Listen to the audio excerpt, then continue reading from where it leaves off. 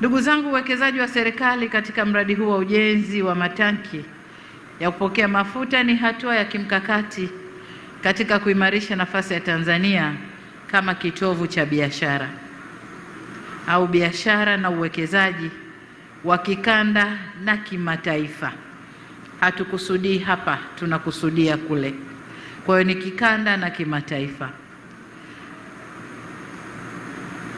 Vile vile ni uthibitisho kuwa kama taifa tumeamua kujiandaa kutumia kikamilifu jiografia ya nchi yetu kama lengo kuu au lango kuu la kuhudumia nchi zisizo na bahari au nchi zilizounganishwa na nchi zenye malango ya bahari.